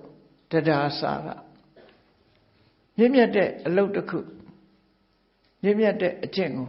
ကျင့်လို့ရှိရင်ချမ်းသာလို့ရင်ချမ်းသာဒုက္ခရပါတယ်တဲ့ကိတ္တိန်စပပောတိယတတယတောစယတတဝတ္တတိချမ်းသာရုံနဲ့မကဘူးဂုဏ်သတင်းတွေလည်းရရှိတဲ့အပြင်မှာအချမ်းရံနေနဲ့လည်းတိုးပွားတိုးတက်လာနိုင်ပါတယ်ကြီးပွားတိုးတက်လာနိုင်ပါတယ်တဲ့ချမ်းသာဆိုတာတို့စီမှာအဲ့ဒါကိုချမ်းသာလို့မခေါ်ဘူးသာသနာတော်မှာအခုလိုဂုဏ်သတင်းတွေကြီးတာတို့ဂုဏ်သတင်းကြီးတာတို့နော်လူသိများတာတို့ဒါတွေအတွက်တို့ကလောက်တာမဟုတ်ဘူးတို့လိုချင်တဲ့ချမ်းသာကအပ္ပဒဒုက္ခတန်တရားထဲမှာဘယ်တော့မှမရတော့ပဲနဲ့ဘယ်တော့မှမတည်ရတဲ့နိဗ္ဗာန်အတွက်တို့ဟာရည်စူးပြီးတော့လုပ်ကြတာဒါကြောင့်မို့နော်ဘာဝေတိအမတ္တပတ္တိယမတည်ရနိဗ္ဗာန်အတွက်အဲ့ဒါကိုရောက်ဖို့ရအတွက်မဂ္ဂင်၈ပါးဆိုတဲ့လမ်းကြောင်းကိုရှောက်လှမ်းပြီးတော့မဂ္ဂင်၈ပါးအကျင့်ကိုကျင့်တာမြတ်စွာဘုရားရဲ့ဂေါတမဗုဒ္ဓရဲ့သာသနာမှာချမှတ်ထားတဲ့မစ္စည်းမပฏิပဒါလို့ခေါ်တယ်အမြင်မှန်ကန်မှုအတွေးမှန်ကန်မှု အပြောဆိုအလုပ်ကိုင်အသက်မွေးဝမ်းကြောင်းမှန်ကန်မှုနဲ့ကျိုးပန်းအထောက်မှုမှန်ကန်မှုအမှတ်ရမှုစိတ်တည်ငြိမ်မှုမှန်ကန်မှုတွေနဲ့တို့တဲ့တွေဟာဒါတွေကိုယ်တဏ္ဍာမှာရှင်းကျက်လာအောင်လေ့ကျင့်ရမှာဖြစ်တယ်အဲ့ဒါကိုဗျမစရိယမြတ်သောအကျင့်လို့ခေါ်တယ်အဲ့ဒီမြတ်သောအကျင့်နဲ့မှာအမတဒုက္ခဆိုတဲ့ချမ်းသာကိုရတို့ရဲ့လမ်းဆုံးပန်းတိုင်ဟာအဲ့ဒါဖြစ်တယ်တရားဓမ္မတွေလှူလို့ရတဲ့ပစ္စည်းတွေပါပေါ်များလို့ရတဲ့ချမ်းသာဒုက္ခဒါမျိုးဆိုသူကအဲ့ဒါမျိုးလိုချင်တာအဲ့ဒါမျိုးမဟုတ်ဘူးတို့လိုချင်တဲ့ချမ်းသာဂုဏ်သတင်းကြီးမားတယ်ဆိုတဲ့ချမ်းသာအချမ်းရံပေါ်များတယ်ဆိုတဲ့ချမ်းသာအဲ့ဒီချမ်းသာမျိုးကိုတို့ကဆိုလိုတာမဟုတ်ဘူးတို့ရဲ့တကယ်ချမ်းသာဟာအမတ္တဒုက္ခမတရားနိဗ္ဗာန်မှာရရှိနိုင်တဲ့ချမ်းသာဒုက္ခအတွက်တို့တွေဟာကျင့်တာဒါပေမဲ့မတရားနိဗ္ဗာန်ကဘယ်တော့ရတာတော့ဆိုခုကျင့်တဲ့အချိန်မှာပဲရနော်ကျင့်တဲ့အချိန်မှာပဲစိတ်နှလုံးအေးချမ်းပြီးတော့နိဗ္ဗာန်ကိုအာရုံပြုပြီးတော့နေနိုင်တာဟုတ်အဲ့တော့ဒီမှရတဲ့ဟာကအနုပါတိတေတနိဗ္ဗာန်လို့ခေါ်တယ်သို့မဟုတ်တံပရာယိကနိဗ္ဗာန်လို့ခေါ်တယ်အခုလောလောဆယ်တရားအထုတ်ပြီးအခုနိဗ္ဗာန်ကိုရောက်ရှိသွားတယ်မတရားဖို့တရားရသွားပြီဆိုရင်နိဗ္ဗာန်ကိုအာရုံပြုနိုင်တယ်နိဗ္ဗာန်ကိုအာရုံပြုနိုင်လို့ရတာကြတော့သဥပ္ပတိတေတနိဗ္ဗာန်လို့ခေါ်တယ်ကိလေသာတို့ကံတို့ရဲ့ပေါင်းဆက်ပြီးတော့ထုတ်လိုက်တဲ့ခန္ဓာကြီးကတော့ရှိနေသေးတယ်သို့တော့နိဗ္ဗာန်ကိုဒီခန္ဓာကြီးနဲ့သွားတဲ့အခါမှာမဉ္ဇဉ်ဖူဉ္ဇဉ်လေးနဲ့ဖူဉ္ဇဉ်နဲ့သွားလိုက်တာဖိုနဲ့အာယုံပြုပြီးတော့အဲ့ဒီနိဗ္ဗာန်ချမ်းသာကိုခံစားကြည့်လို့ရတယ်အဲ့ဒီနိဗ္ဗာန်ကိုတို့တွေဟာဒီနိဗ္ဗာန်ရဖို့အတွက်ကြိုးစားအထောက်ထားတာဖြစ်တယ်အဲ့ဒါကိုကြိုးစားရင်လည်းမဂ္ဂင်၈ပါးအချက်၈ချက်နဲ့ပေါင်းစပ်ပြီးတော့ပေးထားတဲ့ဗြဟ္မစရိယဆိုတဲ့ကျင့်စဉ်တစ်ခုကိုကျင့်ရမှာဖြစ်တယ်တို့တွေကအဲ့ဒါကိုကျင့်ပြီးအဲ့ဒီဒုက္ခကိုသာတန်ဖိုးထားတာဖြစ်တယ်လလဘရတယ်ဆိုတဲ့ဒုက္ခတွေဟာဒါအပေါ်ယံအပေါ်စားတွေမြတ်တာဖြစ်တယ်မြတ်စွာဘုရားသာသနာမှာအဲ့ဒါတန်ဖိုးမထားဘူးလို့သူတငယ်ချင်းပြပိုက်ကိုအဲ့လိုရှင်းပြတဲ့အခါမှာတငယ်ချင်းလှုပ်တဲ့ကာတိယနာပြပိုက်ကလည်းသူကအဲ့ဒီမှာသဘောပေါက်နားလည်သွားပြီးတော့သူကိုယ်တိုင်မြတ်စွာဘုရားသာသနာတော်ကိုဒီအကျင့်ကိုကျင့်ဖို့ဆိုပြီးတော့သူကိုယ်တိုင်သာသနာပေါင်းကိုဝင်လိုက်တယ်ပေါ့သာသနာပေါင်းဝင်ပြီးသူဟာလည်းပဲဒီတရားဓမ္မကျင့်ကြံကြိုးကိုအားထုတ်လိုက်တဲ့အခါမှာဒီญาณအဖြစ်ကိုရောက်သွားတယ်နော်အဲ့ဒါကိုသူ့တငယ်ချင်းကိုပြောပြတဲ့စကားတွေပဲနဲ့သူ့ရဲ့အမှတ်တရစကားပဲဒုက္ခံဒုက္ခထောလဘတိတရာစရံကောင်းမြတ်တဲ့အကျင့်ကိုကျင့်မယ်ဆိုရင်ချမ်းသာဒုက္ခလိုချင်ကရနိုင်ပါတယ်တဲ့ဒါလည်းမကပါဘူးတဲ့ကိတ္တိစပ္ပပောတိနာမည်ကြီးတဲ့ဘဝကိုလည်းရောက်သွားမှာပါတဲ့ယတတဝတ္တတိအချမ်းရံနေလဲတိုးတက်များပြားလာမှာပါတဲ့အေးအဲ့ဒါကအဓိကမဟုတ်ဘူးအရိယမဂ္ဂင်၈ပါးဖြောင့်မတ်တဲ့လမ်းကြောင်းအတိုင်းမဂ္ဂင်၈ပါးကိုကျင့်ကြံပွားများအားထုတ်မယ်ဆိုရင်တော့အမတ္တဒုက္ခဆိုတဲ့နိဗ္ဗာန်ချမ်းသာထီအောင်ရောက်ရှိမှာဒါသာလျှင်ဘုရားသာသနာရဲ့လမ်းဆုံးပန်းနိုင်ဖြစ်ပါတယ်လို့ဒီလိုအမှတ်တရစကားပြောကြားခဲ့တာဖြစ်ပါတယ်ဒါက35ပါးမြောက်တာမိညကာနိမထေရရဲ့အမှတ်တရစကားပေါ့နော်နောက်တစ်ခါ36ပါးမြောက်ဖြစ်တဲ့ကုမပုဒ္ဒဆိုကုမပုဒ္ဒဆိုတဲ့မထေရမြတ်ရဲ့အမှတ်တရစကားကိုနားကြည့်အောင်သူကဗာပြောတော့သာဓုတုတံသာဓုစရိတကံသာဓုတတာအနိကေတဝိဟာရောအထပုစနံပတက္ခိနကမ္မဧတံတမေညာမဂိဧတံတမေညမဂိစနတာတဲ့သူပြောတဲ့သူ့ရဲ့အမှတ်တရစကားလေးကမြန်မာလိုရိုးရိုးရှင်းရှင်းအဓိပ္ပာယ်ကတော့ပါတော့သာဓုတုတံတရားနာတာစသင်တာကောင်းတယ်တဲ့နော်သာဓုတုတံ ကြားနာခြင်းဟာလွန်ကောင်းတယ်သင်ယူခြင်းဟာလွန်ကောင်းတယ်ဓမ္မကိုကြားနာရမယ်ဓမ္မကိုသင်ယူရမယ်သာဓုစရိတကံနော်ဒီကောင်းမြတ်တဲ့တရားအကျင့်ကိုကျင့်တာဟာလည်းကောင်းတယ်ဆိုတဲ့အဓိပ္ပာယ်ကအကျိုးဖြစ်ထွန်းတာကိုရည်ရွယ်ပြောတာနော်အထံတာရေတိတိသာဓုကျိုးစီးပွားကိုဖြစ်တာကောင်းတယ်လို့ပြောတယ်တရားကျင့်တာလည်းကောင်းတယ်တဲ့သာဓုတရာအနိကေတဝိဟာရောကာမဂုဏ်အာယုန်နေနဲ့ကင်းကင်းရှင်းရှင်းနေလို့ရှိရင်လည်းအမြဲတမ်းကာမဂုဏ်အာယုန်နေနဲ့ကင်းကင်းရှင်းရှင်းနေတာဟာလည်းကောင်းတယ်အနုဘဆိုရင်ကာမဂုဏ်အာယုန်နေထဲမှာနှမျောပြီးတော့တရားနာခြင်းတရားကျင့်ခြင်းဆိုတဲ့အလုပ်မလုပ်နိုင်ဘူးလေဒါကြောင့်အနိကေတဝိဟာရနိကေတဆိုတာကာမဂုဏ်အာယုန်တွေကိုပြောတာအနိကေတဝိဟာရဆိုတာကာမဂုဏ်အာယုန်နေနဲ့ကင်းကင်းနေထိုင်တာဟာကောင်းတယ်အမြဲတမ်းကင်းကင်းရှင်းရှင်းနေထိုင်တာဟာကောင်းတယ်အထပု္ပ္ပနာဘဝအဓိပ္ပာယ်သိလိုက်တဲ့အကျိုးတရားအကြောင်းတရားတွေကိုမေးမြန်းတာဟာကောင်းတယ်ဟောကိုယ့်ရဲ့အကျိုးရှိရာရှိချောင်းအကျိုးရှိရာရှိချောင်းမမေးရင်မသိဘူးလေဒါကြောင့်မလို့အထပု္ပ္ပနာမေးတယ်ဆိုတာဗာမေးတာဒီဒိဋ္ဌဓမ္မိကထဒီဘဝမှာရနိုင်တဲ့ကောင်းကျိုးချမ်းသာတမ္ပရာယိကထနောင်ဘဝမှာရနိုင်တဲ့ကောင်းကျိုးချမ်းသာပရမတ္ထအမြတ်ဆုံးနိဗ္ဗာန်လို့ဆိုတဲ့ကောင်းကျိုးချမ်းသာအဲ့ဒီကောင်းကျိုးချမ်းသာတွေနဲ့ပတ်သက်ပြီးတော့ရချောင်းနိလန်းကောင်းတွေကိုမေးမြန်းစူးစမ်းရမယ်ဟုတ်ဒီဘဝချမ်းသာအောင်နောက်ဘဝချမ်းသာအောင်နိဗ္ဗာန်ရအောင်ဘယ်လိုလုပ်ရမလဲဆိုမေးခွန်းနေနဲ့မေးပြီးတော့စူးစမ်းလေ့လာတာအထပု္ပ္ပနာလို့ဒီလိုခေါ်တယ်တဲ့အဲ့ဒါလိုမေးမြန်းပြီးတော့ပဋက္ခိဏကမ္မတလေးတစားအလုံးလုံးတယ်မေးမြန်းပြီးတော့တလေးတစားအလုံးလုံးတယ်ဧတံသာမညမကိဉ္စနတာအကိဉ္စနဆိုတာကိဉ္စနဆိုတာလူမိသားစုဘဝမှာနေတဲ့ပုဂ္ဂိုလ်ဟာအလုတ်တွေနဲ့ကျဉ်ကျပ်မွန်းကျပ်နေတယ်အလုတ်တွေများမိသားစုအရေးတွေစီးပွားအရေးတွေအိမ်တော်ကိစ္စအရေးတွေနဲ့ကိဉ္စနကြောင်းကြတာတွေများတယ်အကိဉ္စနဆိုတာကြောင်းကြမရှိတော့ဘာမှကြောင်းကြမရှိဘူးတရားအထုတ်ရလွှဲရင်ကျန်တာဘာမှကြောင်းကြဖွယ်ရမရှိဘူးမစားရမှလည်းမကြောင်းကြရဘူးမဝတ်ရမှလည်းမကြောင်းကြရဘူးနေစရာမရှိမှလည်းမကြောင်းကြရဘူးဘာလို့လဲဆိုမြတ်စွာဘုရားမကြောင်းကြအောင်ကိုပဲပိဏိယဘော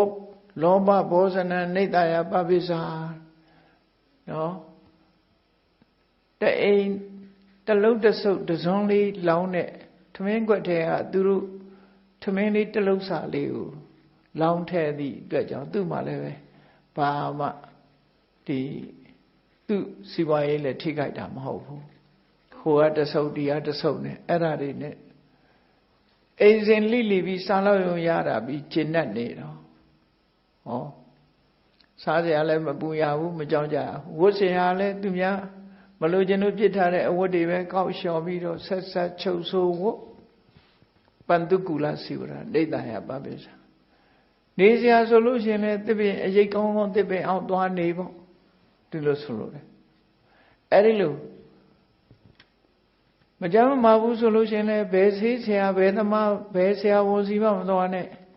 နှချမ်းလာသွားနော်နွားချမ်းသွားပြီးတော့နွားကရေတိုင်းကြီးဖွင့်တဲ့အခါမှာယူလိုက်ရုံပဲအဲ့ဒီရေလေးကိုခံထားပြီးတော့အဲ့ဒါတောက်ရင်ယောဂဝေဒနာတွေအလုံးပြောက်တယ်ဆိုတော့သူ့အတွက်ကဘာမှကိုဘာယောဂလဲဘာလဲမေးမနေနဲ့အဲ့ဒါနဲ့အကုန်ပြောက်တတ်တယ်နော်အဲ့တော့ယဟန်ဘုရားဆိုတာအဲ့ဒါလို့ကြောင်းကြเสียဘာတခုမှမရှိတဲ့ဘဝမှာအခုလို့ဒီတလေးတစားတရားဓမ္မကျင့်ကြံကြိုးကိုအထုံးအလုံးလုံးခြင်းဟာယဟန်နေလောက်ရမယ်တကယ်တန်ဖိုးရှိဆုံးအလုပ်ဖြစ်ပါတယ်ဒီနေရာမှာယဟန်ဘဝလောက်ရမယ်တန်ဖိုးရှိဆုံးကိစ္စဖြစ်ပါတယ်ဆို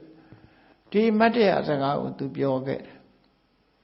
အဲ့တော့ဘာဖြစ်လို့ဒီမတ္တရာစကားကိုပြောတာတော့သူကဘယ်သူတုံးလို့ဆိုတော့ကုမဗုဒ္ဓဆိုတဲ့ပုဂ္ဂိုလ် သူလည်းလူဘဝရှိကြခဲ့တဲ့လူသမိုင်းမှာကုသိုလ်ကောင်းမှုလုပ်လို့လူဘဝရလာတယ်60တက္ကဘာမှာသူကလူဖြစ်လာပြီးတော့ရသေးဝတ်တယ်ရသေးဝတ်တဲ့အခါမှာသူအစိနသမ္မလို့တစ်နဲ့ရေကိုဆောင်းတဲ့ရသေးတစ်နဲ့ရေအဝတ်ကိုဝတ်ပြီးတစ်နဲ့ရေကိုပခုံးတင်ပြီးတော့ကျင့်တဲ့ရသေးမျိုးပေါ့နော်အဲ့တော့တစ်နဲ့ရေဆောင်းတဲ့ရသေးမျိုးဖြစ်တယ်အဲ့တော့တစ်နဲ့ဆိုတာနဲ့ပတ်သက်လာတဲ့အခါမှာအမျိုးမျိုးယူဆကြတယ်အမှန်တော့တစ်နဲ့လို့ဆိုပေမဲ့လို့တချို့ကလည်းကျက်သိရေလို့ထင်ကြတယ်တချို့ကလည်းအဲ့ဒါလို့မဟုတ်ကျက်သိရေလို့ပြောတာသူကကျက်သိအနဲ့ရဲ့ရေလို့အရေလို့ပြောတဲ့အခါမှာဘာကြောင့်ဒီတစ်နဲ့ရေကိုဆောင်းလို့ဆိုရင်အဲ့ဒီကျက်သိဆိုတဲ့အကောင်ပေါ့ဒီအကောင်ကတရားတကောင်ကိုသူကဖမ်းလိုက်တဲ့အခါမှာသူ့ရဲ့လက်ရပဲကြာမှအဲ့ဒီအသားကိုစားတယ်လက်ဝဲပဲကြာရင်မစားဘူးဆိုတော့စီကန်းရှိတယ်ဆိုတဲ့အဓိပ္ပာယ်ပေါ့နော်အဲ့ဒါလိုလဲဆိုတယ်တကယ်ကတော့အစိနသမ္မာဆိုတာဒီတောင်စိတ်တောစိတ်တို့လိုသမင်မျိုးတွေကအကောင်ရဲဟာဖြစ်เสียတော့ရှိပါတယ်သို့တော့တစ်နဲ့ကိုခွာလို့သုံးထားတယ်တချို့နေရာမှာအဲ့မြန်မာစာပေထဲမှာအဲ့ဒီဘုန်းကြီးတို့လေးလာကြည့်ဘူးလေတစ်နဲ့ကိုခွာနေတကွာတော့တစ်နဲ့ရေဆိုခွာပါတာကဒီကျက်တစ်မှာပဲခွာပါမလဲခွာလို့ခေါ်တာသူကြခြေသက်လက်သေးပဲပါတာလေခွာလို့ခေါ်တာကနွားလို့ခေါ်မှခွာခေါ်လို့ရတာပေါ့နွားတို့သမင်တို့တရေတို့အဲ့ဒီလိုကောင်ကြတော့ခွာရှိတယ်လို့ပြောတယ်ဟိုကောင်ကြတော့ခြေသေးခြေတော့ပဲရှိတာလေအဲ့ဒါဟိုတခါတော့ကဆရာတော်ကြီးတစ်ပါးရေးတဲ့စာထဲမှာပုံစံရေးထားတယ်ကျက်သစ်ကောင်ကြီးပုံစံရေးပြီးတော့အဝါပြောက်ကလေးတွေနဲ့ကျက်သစ်ကောင်ကြီးပုံစံရေးပြီးတော့အောက်ကကျက်သစ်ကိုမှဒီသမင်ခွာတတ်ထားအဲ့ဒီလိုတရားမျိုးကတော့မရှိသေးဘူးထင်ပါတယ်အပေါ်ကတော့ကျက်သစ်အောက်ကခွာကြီးနဲ့စာနဲ့အဒါမှကိုက်မအောင်သူခွာကြီးနဲ့တတ်အဲ့တော့တကယ်ဖြစ်ထိုက်တာတော့တစ်နဲ့ရေလို့ခေါ်ပြီးမဲ့လို့ဒီဟိုတစ်လို့ဗမာတွေကခေါ်နေတာကျက်တစ်ကိုခေါ်တာနော်အဲ့ဒါမဟုတ်ဘူးသမင်ပဲသမင်အပြောက်ရဲ့အရေးပဲဒီလိုဖြစ်နိုင်စရာရှိတယ်လို့တွေးမိတာပေါ့နော်ခဏထီအောင်အဲ့ဒါရှုပ်ထွေးနေတော့ပဲခဏထီအောင်ရှုပ်ထွေးနေဘာလို့လို့ဆိုရေးထားတာတွေကအမျိုးမျိုးခွာနေတကွာသောတစ်နဲ့ရေဆိုတဲ့အဆိုတွေရှိတယ်ဒီထဲမှာမဂ္ဂဒေဝလင်္ကာကြီးထဲမှာလည်းပဲအဲ့ဒါသူကသားကောင်အသားသမင်ဆိုလို့ရှိရင်လည်းမျက်စားမှာပဲလေကျက်သစ်ဆိုရင်လည်းအကောင်တတ်စားတာကို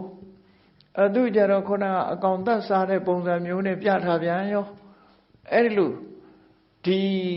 အစိနသမ္မာနဲ့ပတ်သက်ပြီးမြန်မာပြည်မှာတိကျမပြောနိုင်ဘူးရှုပ်ထွေးနေတယ်နော်ရှုပ်ထွေးနေတော့မယ်စာဖတ်လေးရှုပ်လေးပဲအဲ့ဒါအဲ့တော့ဒီသူကတစ်နဲ့ရေဆောင်တဲ့ရသိဖြစ်တယ်တဲ့အဲ့တော့ရသိဖြစ်ပြီးတော့ဗန္ဓုမတိမြို့ကမင်းရဲ့ဥယျာဉ်တော်တဲ့ကိုခိတ္တခဏသွားရောက်ရင်းကနေပြီးတော့တောကနေပြီးတော့လူပြေလာတဲ့အချိန်လေးမှာလူတို့ဗန္ဓုမတိရောက်ပြီးဥယျာဉ်ထဲမှာသတင်းသုံးနေတဲ့အချိန်မှာကားလျော်စွာဝိပဿနာမြတ်စွာဘုရားနဲ့သွားဆုံတယ်ဆုံတဲ့အခါကျတော့ဘုရားမြင်တော့အမတမကြည်ညိုတယ်ကြည်ညိုတော့ယသိတွေသူတို့ဆောင်ထားလေးရှိတယ်ခြေနယ်စီဆိုတာသူတို့ကဖဏမစည်းပဲနဲ့လမ်းလျှောက်တော့ခြေထောက်တွေပါနာတာပေါ့နာတဲ့အခါခြေနယ်စီဆိုတာခြေထောက်ကိုတုပ်လိမ့်တဲ့စီမျိုးပေါ့ချက်ထားတဲ့စီတွေဆေးနဲ့လှုပ်ထားတဲ့စီအဲ့ဒီစီကိုခုခေတ်တော့ပါတော့တောင်စိတ်စီဆိုပြီးတော့လှူကြတာရှိတယ်နော်တောင်စိတ်စီအဲ့ဒီခြေနယ်စီကိုဒီဝိပဿနာမြတ်စွာဘုရားသူကလှူတယ်တဲ့ဒါသူလုပ်ခဲ့တဲ့ကုသိုလ်ကောင်းမှုတစ်ခုနောက်ဂေါရမဘုရားစွာဘုရားလက်ထက်ကျတော့သူကအဝန္တိတိုင်းမှာဝေလူကဏကမြို့မိသားစုတွေမှာလူလာဖြစ်တယ်သူ့ရဲ့နာမည်ကိုနန္ဒလို့နာမည်ပေးထားတယ်သူ့ရဲ့မေတော်ရဲ့နာမည်ကကုမာတဲ့ သူနာမည်ရင်းကနန္ဒဖြစ်ပေမဲ့လို့သူ့အမေကုမာကိုကြည့်ပြီးတော့သူ့ကိုကုမာပုဒ္ဒဒေါ်ကုမာရဲ့သားဆိုပြီးတော့ခေါ်တဲ့ဟာနဲ့မှတ်တမ်းတင်ထားတယ်ဒီမှာဒါကြောင့်မို့ကုမာပုဒ္ဒလို့သူပြောတာနော်အဲ့တော့ဝန်ဒီတိုင်းမှာနေကနေရှင်သာရိပုတ္တရာရဲ့တရားကိုနာရတဲ့အခါမှာတရားတရားတွေဖြစ်အမှတ်တရားတွေသိပြီးတော့သာသနာ့ဘောင်ဝင်ပြီးရန်ဝတ်တဲ့ရန်ဝတ်ပြီးတော့ပရိယန္တတောင်မှာဘယ်နှမှာရှိတယ်ဆိုတာတော့သေချာဖော်ပြမထားဘူးပရိယန္တခေါ်တဲ့တောင်ခြေလေးတောင်သွားပြီးတော့သူတရားထုတ်တယ်တရားထုတ်ပြီးမှလို့တရားသူမရဘူးမအောင်မြင်ဘူးအဲ့ဒီခါမှာမြတ်စွာဘုရားစီလာပြီးတော့မြတ်စွာဘုရားစီကကမ္မထာနေပါလိတောင်းပြီးတော့မြတ်စွာဘုရားပေးတဲ့ဤစနစ်အတိုင်းတစ်ခါအားထုတ်တဲ့အခါကျတော့သူဟာအစဉ်ပြေသွားပြီးတော့ယဟနာဖြစ်သွားတယ်ကုမာပုဒ္ဒါဆိုနော်အဲ့ဒီလိုယဟနာဖြစ်သွားတဲ့အခါမှာတန်ဃာထဲမှာလည်းပဲဘုန်းကြီးတွေထဲမှာလည်းပဲအမျိုးစုံရှိတာလေစာပြေအိတ်နေကိုယ်တော်တွေကလည်းရှိတာဟုတ်ကာယဓာန်လီဘဟုလာခန္ဓာကိုယ်ကိုမွေးမြူနေတဲ့ကိုယ်တော်တွေရှိတယ်အဲ့မွေးမြူပြီးတော့အဲ့ဒီလိုပျော်ပျော်နေတဲ့ပုဂ္ဂိုလ်တွေကိုသူကတရားဟောတာဩဝါဒပေးတာမြတ်စွာဘုရားသာသနာမှာတဲ့ဒီမဂ္ဂင်၈ပါးအကျင့်တရားအထုတ်ရင်တကယ်လုပ်ရင်တကယ်ဖြစ်ပါတယ်ကိုတော်တို့ပေါ်ရောက်ပြီးတော့မနေချနဲ့သာသနာတော်နဲ့ကြုံတဲ့အချိန်မှာတကယ်လုပ်ကြပါဆိုပြီးတော့သူကတိုက်တွန်းတဲ့အနေနဲ့ပြောတာသာဓုတုတံကိုတော်တို့တရားကြိုးစားနာကြတရားနာတာကောင်းတယ်စာသင်တုတ္တဆိုတာရှင်းတော့နာယူတယ်သင်ကြားတယ်တုတ္တပဲနော်တရားနာတရားစာသင်တာကောင်းတယ်သာဓုစရိတကံတရားဓမ္မအတိုင်းကျင့်ကြံကြိုးကိုအထုတ်ပြီးတော့နေတာကောင်းတယ်ကောင်းကျိုးတွေကိုဖြစ်ထွန်းစေနိုင်တယ်သာဓုတထာအနိကေတဝိဟာရိနောကာမဂုဏ်အာယုန်နဲ့ကင်းကင်းနော်ဘယ်အာယုန်မှမမောဘဲနဲ့ကာမဂုဏ်အာယုန်နဲ့ကင်းကင်းကိုတော်တို့နေထိုင်ခြင်းဟာအမြဲတမ်းအဲ့လိုနေထိုင်တာဟာအလွန်ကောင်းတယ်ပြီးတဲ့အခါမှာအကျိုးရှိရာရှိချောင်းသိဖို့ရအတွက်ကိုကျင့်တရားကောင်းတဲ့ကိုယ့်ရဲ့တတိနာလဲတဲ့ယဟန်နေထံချင်းကပ်ပြီးတော့မေးမြန်းရမယ်မေးမြန်းပြီးတော့တလေးတစားလိုက်နာကျင့်သုံးမှုလုပ်ရမယ်အဲ့ဒါဟာယဟန်တော်တွေအတွက်အကောင်းဆုံးသောအကျင့်တရားပဲဖြစ်ပါတယ်မိလျော်ရောနဲ့မနေကြနဲ့ကိုတော်တို့ကြိုးစားကြလို့ဆိုပြီးဩဝါဒပေးတဲ့အနေနဲ့အမှတ်တရစကားကိုပြောကြခဲ့တာဖြစ်တယ်ဒါကုမပုဒ္ဒမထေရမြတ်ရဲ့အမှတ်တရစကားအဲ့လိုမထေရမြတ်အသီးသီးတွေဟာသူတို့ရဲ့အမှတ်တရစကားဘဝနဲ့ဆက်ဆက်ပြီးတော့အများအကျိုးရှိရာရှိကြောင်းပြောဆိုကြတဲ့အမှတ်တရစကားတွေကိုနာယူမှတ်သားကြရတာဖြစ်တယ်တရားချစ်ခင်သူတော်စင်ပြိဿအပေါင်းတို့အခုလိုမထေရမြတ်တို့ရဲ့အမှတ်တရစကားတွေကိုနာယူမှတ်သားပြီးကိုယ်ဘဝနဲ့ဆက်ဟပ်ပြီးလှုပ်တဲ့လှုပ်ထိုက်တာတွေတို့တွေလှုပ်ကြရမှာဖြစ်တယ်လို့ကိုစီတန်ဋိဌာန်ချပြီးကြိုးစားအားထုတ်နိုင်ကြပါစေကုန်သတည်း